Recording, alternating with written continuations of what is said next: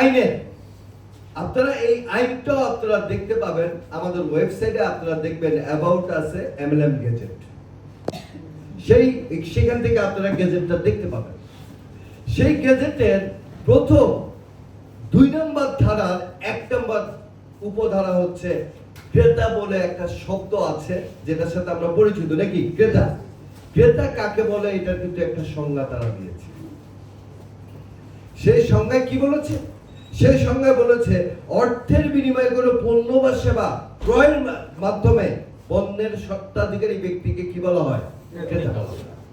তাহলে আপনাকে কি করতে হবে?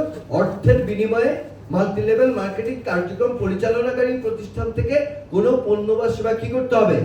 ক্রয় করতে হবে। এখন 2012 সালের আগে আপনারা সবাই ক্রেতা পরিবেশক ছিলেন। আইন হওয়ার পর আপনারা কি সেই পণ্যটা ক্রয় করেছেন?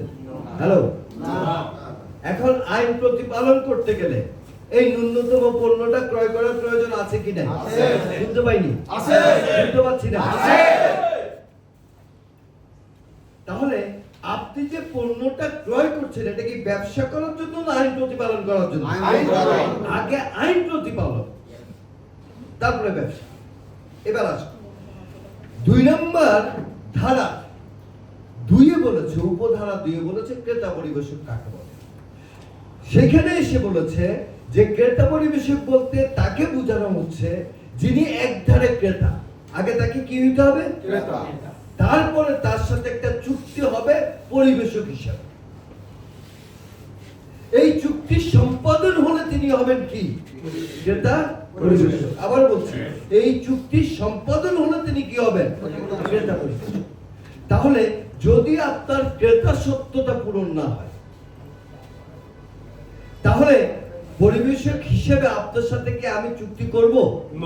আমি কোম্পানি আমি চুক্তি করব না, কারণ আপনার প্রথম শর্ত কি হয় নাই? তাহলে আমি ধরে নিচ্ছি আপনাদের প্রত্যেকের প্রথম শর্ত পূরণ হয়েছে, আপনারা 10 পয়েন্টে পণ্য কিনছেন। এখন দ্বিতীয় কাজটা করতে হবে, আপনাদের সাথে আমাদের একটা চুক্তি করতে হবে। আমি দাপ্তরিক প্রজ্ঞাপন দেওয়ার পর অনেকে সমালোচনা করেছেন, অনেকে বলছেন চুক্তি তো করে ফেলছি। ভাই আপনারা সবাই পিএইচডি এখানে ম্যাক্সিমাম, হ্যাঁ? আপনারা কেউ আমাকে আপনাদের সাথে যে চুক্তিটা হয়েছে সেই চুক্তিপত্রটা দেখাতে পারবেন? হ্যাঁ, তাহলে চুক্তি যদি হয়ে থাকে চুক্তিপত্রটা কি আপনার কাছে থাকবে না? অবশ্যই। আপনারা রেখেছেন না? তাহলে আপনি বলতেছেন এই জমির মালিক আমি, আপনার কাছে কি নাই? দলিল নেই। দলিল থাকবে কি করে? কারণ আপনার সাথে তো তখন চুক্তি করা হয়নি।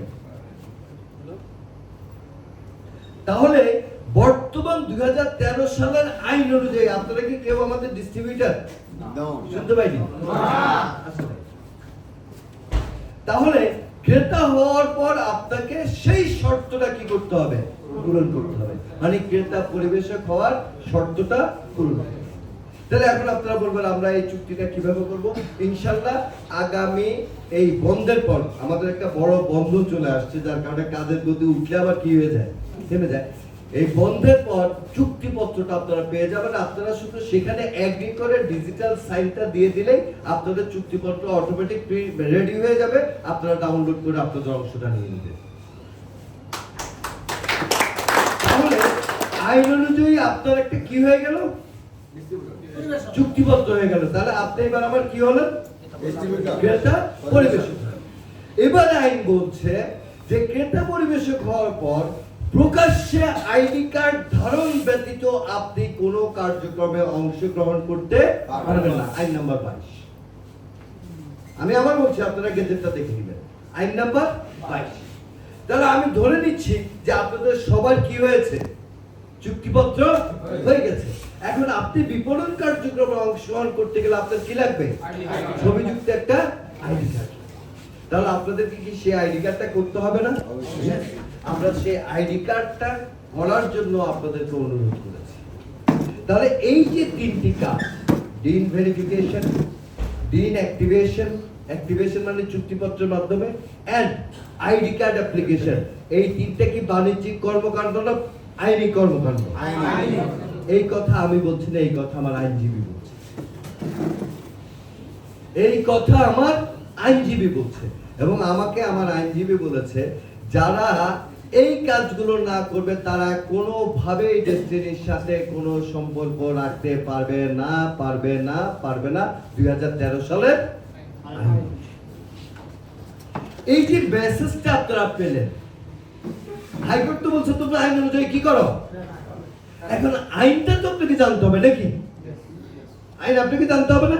ধরেন আপনি লাইসেন্সের জন্য আবেদন করেছেন, কিসের লাইসেন্স? Driving licence. লাইসেন্স পাইতে দেরি হচ্ছে, আপনাকে একটা টোকেন দিয়েছে, এই লাইসেন্স দিয়েছে, কিন্তু গাড়ি চালানোর নিয়মটা তো আপনাকে জানতে হবে নাকি?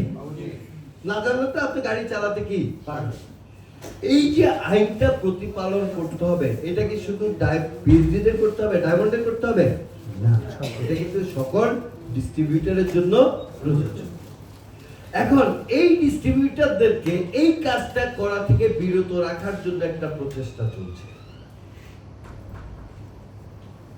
কারণ একটা জিনিস আপনি বুঝেন, হাইকোর্ট বোর্ড করেছে কত জনের? 19 জনের।